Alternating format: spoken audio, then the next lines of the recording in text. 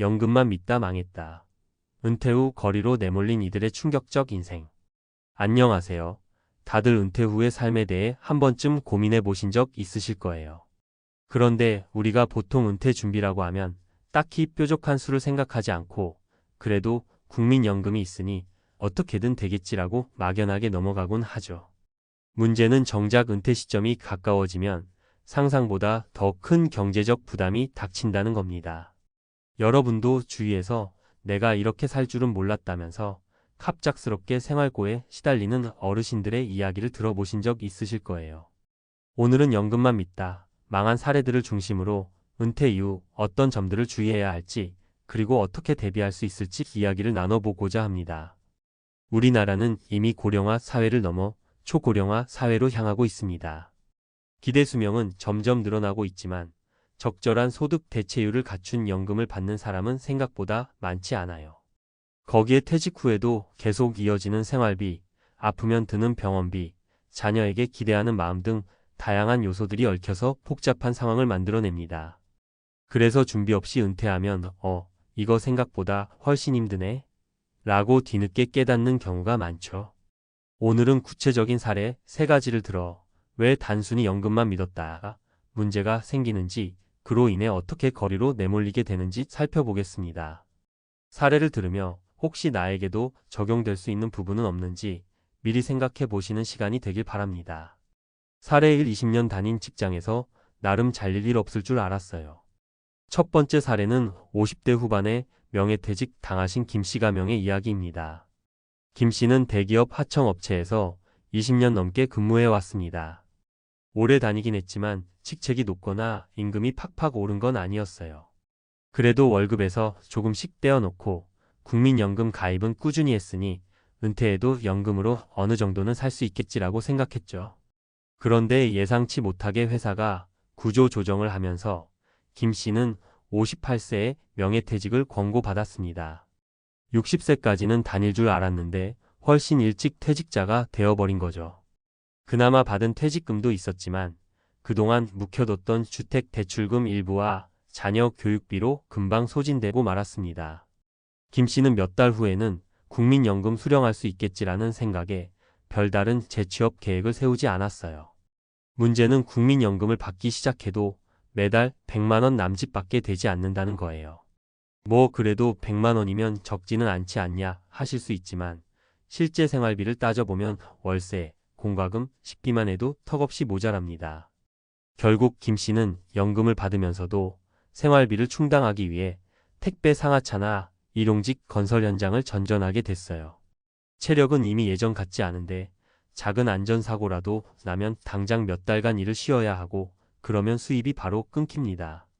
아플 때 병원비까지 더해지니 매달이 벼랑 끝인 상황이 반복됐죠. 김 씨가 제일 억울해하는 부분은 난 분명히 국가가 시키는 대로 성실히 국민연금을 넣었고 중간에 해약도 안 했는데 왜 내 노후는 이 모양이냐는 거예요. 사실 김 씨는 잘못이 없어요. 다만 현재의 연금 구조가 퇴직 후 여유로운 생활을 보장하기엔 부족하고 조기 퇴직도 빈번해진 세상이라는 걸 간과했던 거죠. 사례 2. 부모님 연금까지 자녀에게 끌려다닌 결과 거리에 내몰렸습니다. 두 번째 사례는 60대 초반인 박 씨 가명 부부 이야기입니다. 부부 모두 공장 근무로 평생 일하셨고 아이 셋을 키우느라 모아둔 돈이 많지는 않았습니다. 남들처럼 빚내서 집을 사긴 했지만 아이들 대학 등록금에 결혼 자금까지 보태다 보니 이미 퇴직 전부터 자금 사정은 빠듯했죠. 퇴직 후 이 부부가 의지할 건 국민연금과 퇴직연금이 전부였는데 퇴직연금도 금액이 그리 크지 않았어요. 그래도 처음엔 우리 애들이 좀 도와주지 않겠어? 라는 마음이 있었습니다. 실제로 큰 아이는 결혼 후 비교적 안정적으로 직장을 다니고 있었고 둘째, 셋째도 대학을 졸업해 자리를 잡아가던 시점이었으니까요. 그런데 기대와는 달리 아이들 역시 각자 가정 꾸리고 대출 갚느라 여력이 없었습니다. 그러면서 오히려 부모 연금에서 손을 빌려가는 상황이 벌어졌어요. 결혼 자금이나 아이 키우는 비용이 큰 몫을 차지하니까 부모님이 이 정도는 도와줄 수 있지 않으세요? 라는 식으로 호소하니 박 씨 부부도 자식이 안쓰러워 돕다 보니 자기들 생활비를 점점 줄여야 했습니다. 문제는 병원비나 예상치 못한 비용이 생길 때마다 빚이 쌓이기 시작했다는 겁니다. 은퇴 후 몇 년이 지나니까 집을 유지하기도 버거웠고 결국 집을 처분했는데도 부채를 다 못 막았어요. 살 곳을 찾아 전전하다가 월세가 밀리는 상황까지 오니 박 씨 부부는 정말로 방 한 칸에도 못 들어가게 된 거죠. 자녀한테 조금만 덜 퍼줬으면 어땠을까라는 후회는 이미 늦었고 본인들은 이제 작은 쪽방 같은 곳조차 구하기 어려운 상황이 됐습니다. 결국 각자 한 달씩 지인의 집 혹은 지하실을 돌며 생활하고 있고요. 박 씨가 연금만큼은 우리 인생의 안전판이라고 생각했는데 이게 이렇게 쉽사리 무너질 줄 몰랐다고 토로할 때 그 억울함이 느껴집니다. 사례 3 사장님 칭찬만 믿다 역전당한 자영업 은퇴자.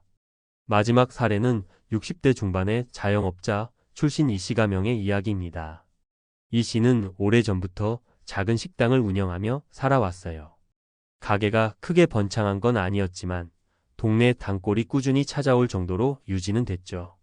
문제는 코로나 시기에 매출이 급감했고 그때부터 계속된 불황으로 기존 저축을 몽땅 털어 운영비를 대다가 결국 폐업을 하게 됐습니다. 자영업자 특성상 국민연금 가입 기간이 짧고 소득 신고를 실제보다 적게 한 경우도 많잖아요.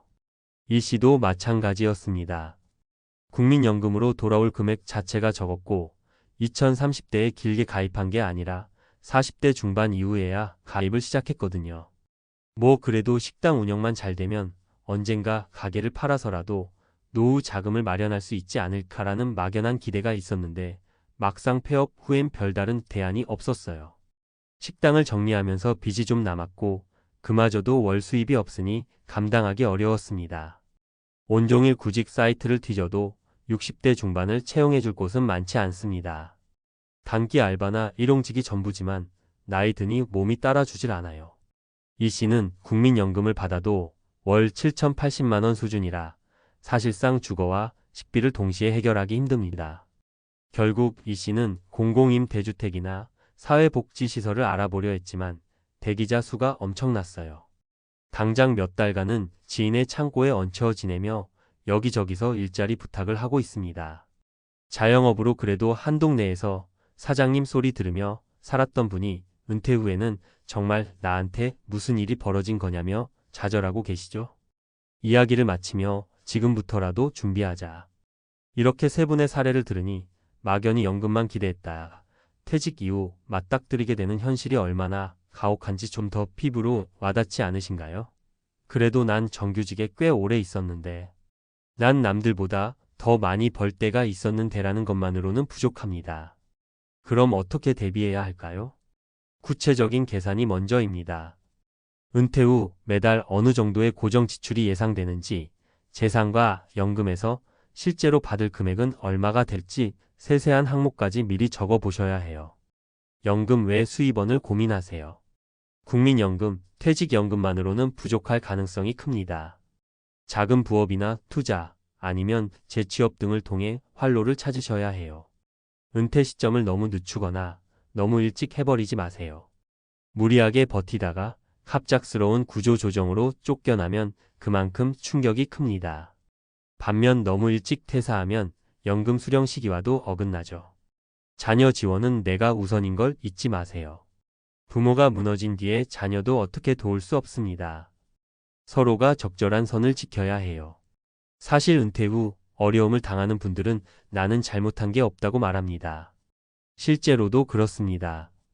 국가 제도나 회사 정책이 불안정한 상황이고 평균 수명은 길어졌지만 이를 뒷받침할 사회 안전망이 충분하지 않은 게 현실입니다. 그렇다고 해서 방치하고 한탄만 할 수는 없어요. 내 인생을 내가 책임지는 마음가짐이 필요한 시점이죠. 마지막으로 지금이라도 할 수 있는 작은 것부터 실천해보면 어떨까요? 매달 지출 패턴을 점검하고 노후 자금을 모을 방법을 고민하고 조금이라도 건강 관리를 해두는 거예요. 체력이 곧 경쟁력입니다. 또 60세, 70세 넘어서도 할 수 있는 다양한 일거리를 미리 알아두면 은퇴 시점에 덜 당황스럽겠죠. 가장 중요한 건 연금만 믿고 있어선 안 된다는 사실입니다. 누구에게나 노후는 찾아오고 삶은 예상보다 길어질 수 있거든요. 혹시라도 지금 괜찮겠지 하고 계시다면 부디 오늘 사례들을 떠올려 보셨으면 해요. 그리고 내 미래가 거리로 내몰리는 비극적 상황이 되지 않도록 아직 시간이 있을 때 최대한의 준비를 하시길 진심으로 응원합니다.